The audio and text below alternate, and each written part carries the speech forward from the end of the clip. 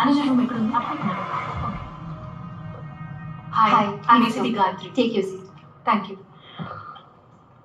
Independence day నాడు జరిగిన mass రాబరీకి సంబంధించి మీరు మాకు కొంచెం హెల్ప్ చేయాలి. రాబరీయా? నేనే హెల్ప్ చేయగలను.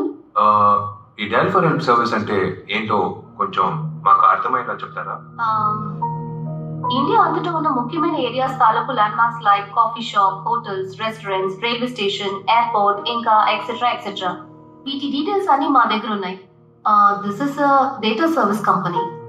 జరిగిన రాబరీకి మా కంపెనీకి ఏంటి సంబంధం? I'll tell you.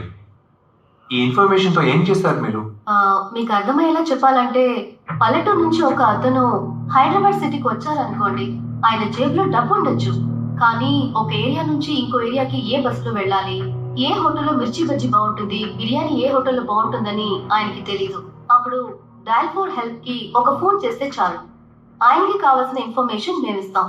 మా దగ్గర అందరి ఇన్ఫర్మేషన్ ఉంది. అలాగే ఆ ఎంపీలు ఎమ్మెల్యేలు ఎక్కడున్నారో చూసి చెప్తే బాగుంటుంది మేడం. వాళ్ళని ఎప్పుడో ఎలక్షన్ అప్పుడు చూసాం, ప్లేస్ అస్సలు గుర్తులేవు. ఏంటి మేడం, కరెక్టేనా? కుమార్, ఇది నేను కాదు మేడం, పబ్లిక్ మొత్తం అడుగుతున్నారు మేడం. మీరు చెప్పండి. బయట వాళ్ళకి మాత్రమే కాదు, ముఖ్యంగా సిటీలో ఉన్న వాళ్ళందరికీ మేము ఇన్ఫర్మేషన్ ఇస్తూ ఉంటాం.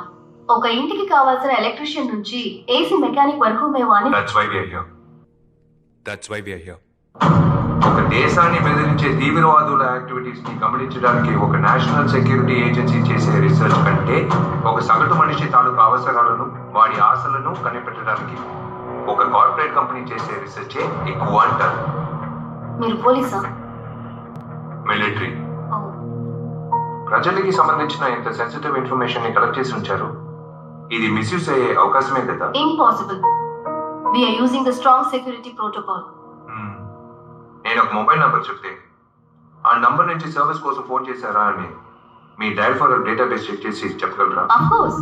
ఒకసారి ఒకరు మాకు కాల్ చేస్తే ఎవరు ఏ సర్వీస్ అడిగారు, ఎవరు ఏ సర్వీస్ వెళ్ళారని డేట్ అండ్ టైమింగ్ తో సహా ప్రతిదీ మా డేటాబేస్ లో సేవ్ అవుతుంది. పర్ఫెక్ట్. కుమార్ సార్, ఇది రాబరీ జరిగిన 50 ఇళ్లలో ఉన్న వాళ్ళ మొబైల్ నంబర్స్. వీళ్ళల్లో ఎవరెవరు డయల్ ఫర్ హెల్ప్ ని కాంటాక్ట్ చేశారో చెప్పగలరా? 99-401-25252.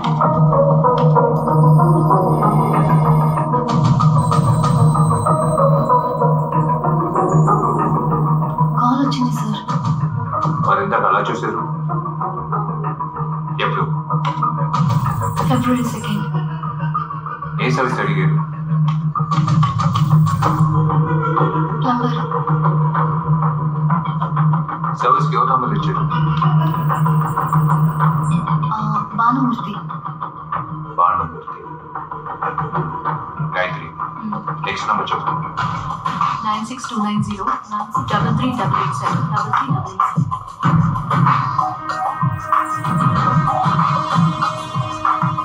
వచ్చింది సార్. వీళ్ళేం అడిగారు? Electrician. Service number?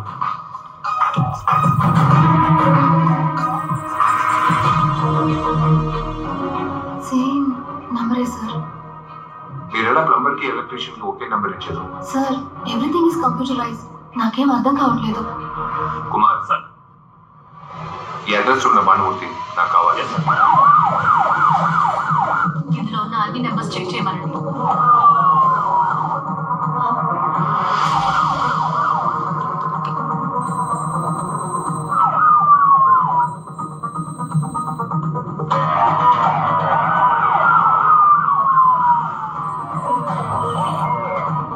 So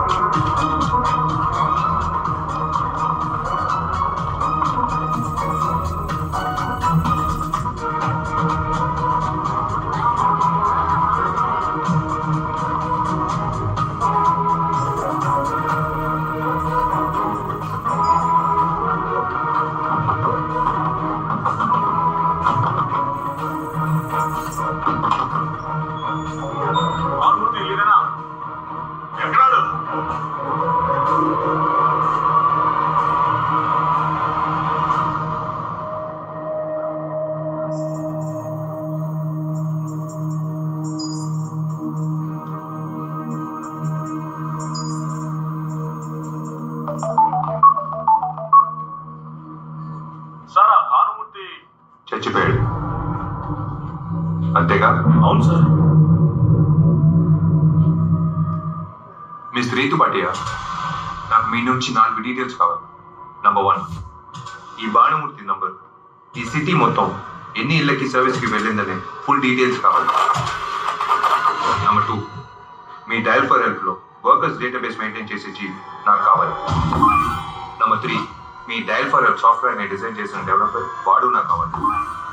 number 4, మీ కంపెనీ బోర్డ్ ఆఫ్ డైరెక్టర్స్ని నేను మీట్ అవ్వాలి. Arrange meeting. Okay sir.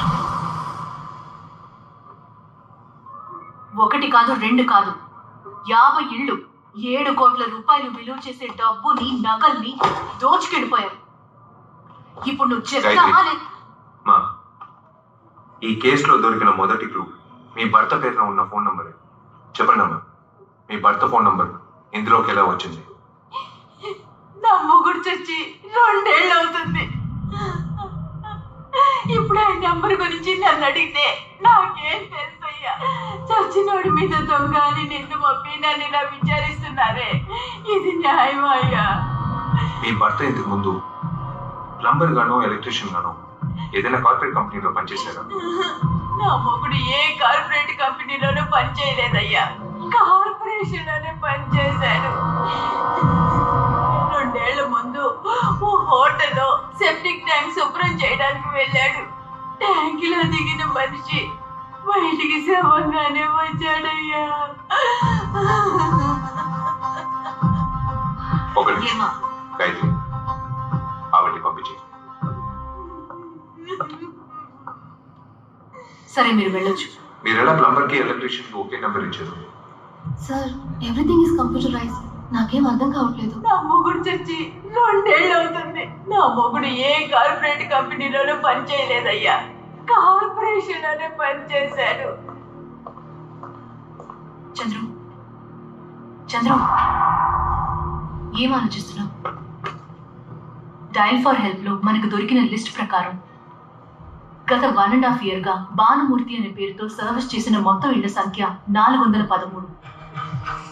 వాటిలో వయసు మళ్లిన వాళ్ళు ఒంటరిగా ఉంటున్న 50 ఇళ్లని కేర్ఫుల్ గా సెలెక్ట్ చేసి మరీ దొంగిలించారు. నాకు ఒక్క విషయం మాత్రం అర్థం కావట్లేదు. ఎందుకని భానుమూర్తి అనే ఒక వ్యక్తి పేరుని అడ్డం పెట్టుకుని ఈ పని చేయాలి?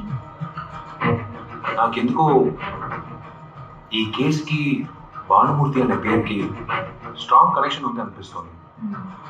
చాలా తెలివిగా ఆలోచించి డయల్ ఫర్ హెల్ప్ కార్పొరేట్ కంపెనీని వాళ్ళు వాడుకున్నాం. మనం అక్కడికి వెళ్తామని అసలు ఎక్స్పెక్ట్ చేసి ఉండరు. ఒకవేళ వెళ్ళినా భానుమూర్తి అనే పేరుతో డెడ్ అండ్ సెట్ చేసి పెట్టారు. So what next? I have a strong feeling the system is hacked. Dial for Ulta. Software designer, database chief. Get them. వాళ్ళిద్దరిని కొట్టి ఎంక్వైరీ చేయాలి గాయత్రి. కొట్టిన తర్వాత ఎంక్వైరీ చేయాలి.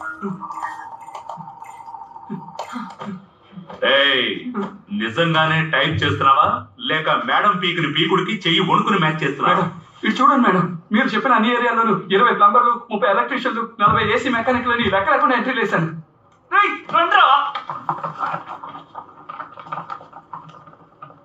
వీళ్ళందరి పేర్లని వర్కర్స్ డేటాబేస్ లో ఎంట్రీ లేడంతో నా పని అయిపోతుంది. ఆ మాటకు వస్తే ఏ ఏరియా పేరు వేసి సాఫ్ట్వేర్ లో వెతికినా వీళ్ళందరి పేర్లు రావాలిగా. అదేలా భానుమూర్తి అని ఒకటి పేరే వస్తుంది. మేడం మీరు సాఫ్ట్వేర్ డిజైన్ చేశాడే వాడిని అడగండి మేడం. వాడే మేడం చెడదు.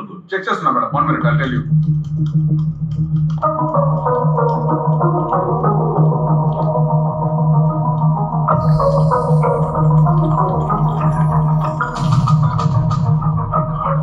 ఇది చూడండి, సిస్టమ్ ఎవరు హ్యాక్ చేశారు మేడం? ఎవరు హ్యాక్ చేశారు? తెలియదు మేడం. సోర్స్ ఫైల్ ఆన్ లో ఉన్నప్పుడే ఐపీ అడ్రస్ కనిపెట్టగలం. నిజం చెప్పలేదో కొంచెం పేలిపోతుంది. గాయత్రి,